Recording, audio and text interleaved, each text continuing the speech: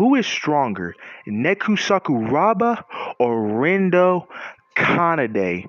Both of these guys are incredibly powerful, but we're going to break down their abilities, experiences, and overall strength in their respective games. So without further ado, let's get straight. We got Neku Sakuraba, one of the OG composers for Joshua in these Reaper games. And let me just say, this dude is incredibly strong and incredibly powerful in terms of personality and attacks. This dude's arsenal is completely insane. In Neku's arsenal, he can manipulate fire, ice, and lightning into these psychic pins. And not only that, he can control objects with telekinesis, hurling them at enemies. And also, he can summon energy blast, barriers, and even time-stopping effects. So let's not forget, he doesn't need to sync up with just one person. He can sync up with multiple partners like Shiki, Joshua, and Beat, each unlocking unique combat styles to create crazy, intense damage. What makes Neku so great is his adaptability and the fact that no matter the situation, he learns quick and is able to adapt to that situation, but also the fact that he can take down noise bosses that seem completely impossible to regular people. That's what makes him just such a dominant person. And then by the end of the game, this dude is literally just a walking tank, a walking force of nature.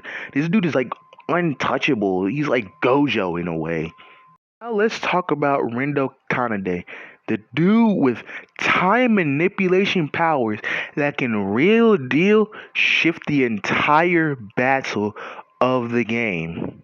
His greatest strength is his replay ability. Basically, what that does is that if there's a situation that does not fit to his liking, he can go back in time and change the situation to a better outcome. In terms of Rindo's psychs, he's gained the power of rewind, which allows him to retry a day to change the events, though he doesn't fully retain his memories, instead having strong deja vu that helps lead him in the right direction. In addition to this, he can apparently have visions that allow him to see the future, which are incredibly similar to Neku's visions from The World Ends With You Final Remix's A New Day chapter. He loses a battle and that causes a devastation, catastrophe, killing a bunch of people. Hey, that never happened. Rewind time. He basically just has the same power as that one girl from Life is Strange. This dude is completely and utterly cracked. That's literally just a cheat code. Let's not downplay Rindo's combat abilities yet, as similar to Neku's, he also has these pins that can do extreme amount of damage. But the difference between Rindo and Neku is that Rindo is more of a team player guy. He's more teamwork. He's not the type of person that can go solo dolo, knocking out a bunch of people. He rather work as a team, have everyone knock down a person all together. Is not necessarily a powerhouse. He's a strategist. He manipulates the game to his advantage, and the fact that he has that replay ability also adds to his advantage as well, because there could be a situation, like I said, where it's not in his favor, yet all he has to do is rewind time and then boom, adapts from that situation, changes the outcome into a better situation that fits his narrative. Now, let's pit these two protagonists against each other. And while there is some huge differences, there's actually some similarities that you guys don't seem to notice. First off, going off of just straight up raw power, Neku is a person with his pins, his psychic pins. He's a person that can solo someone just by himself. He's that incredibly strong and that incredibly powerful. And the fact that he can sync with partners, but he doesn't really depend on him, makes him such a devastating asset to have, because while he doesn't necessarily need someone to do it, he can get the job done by himself. Rindo, on the other hand, he He prefers working in a team. So if you catch him in a one-on-one situation, it's not necessarily the best in his advantage. He rather work as a team, and because that makes him more deadlier in a group. He's a more group-based person. He's a strategist. He's like light Yagami. He doesn't really want to. He'll get into the mix, but he rather play chess. You're playing checkers, I'm playing chess. That's Rendo's ideals. Next up are the abilities, and honestly, just going off of the abilities, this is where I think it is way similar than to what people honestly think. Neku's abilities, just going off his abilities alone, he's someone who is very versatile that can adapt to pretty much almost any and all situations at hand. You can put him in a terrible spot, in a terrible situation, and he'll find some way to fold that to his advantage. Take Rindo's abilities into consideration in his replay ability that allows him to flash back in time, that also makes him a strategist and makes him adaptable to situations. This is the part where it's very close in terms of the powers, because the fact that both of these characters are very adaptable to situations. I want to bring up is experience, and this is like the one main part where I think separates them just by a slight margin, a very slight margin.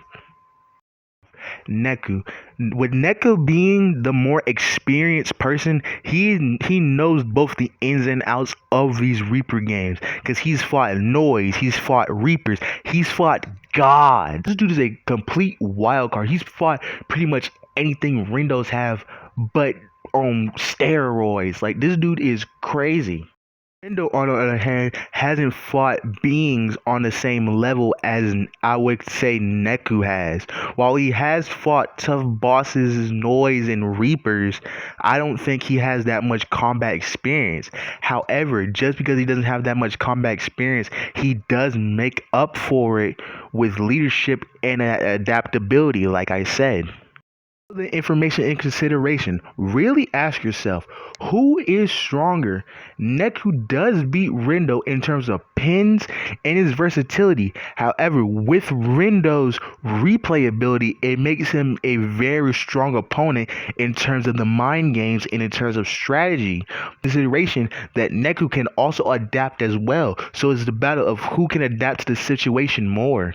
Talking about just pure raw strength, then Neku takes that 100%.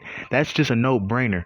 However, if we're talking about a battle of minds, that's where it goes to Rindo. So you're really asking yourself, who's really going to win? Someone who's like just straight up brute force but can also adapt to certain situations, or someone who can literally get limitless attempts but can adapt to that situation as well? Now, to me personally, just going off of their abilities alone and what they do, I honestly think that Rindo may take the cake. Now, before you try to kill me in the comments, don't get your pitchforks out just yet. But it's the fact that Rindo has that replayability. His power is literally the same as that one girl from Life is Strange. What's her name? Max? I think that's what her name is. But that's literally just a cheat code. He could lose a fight.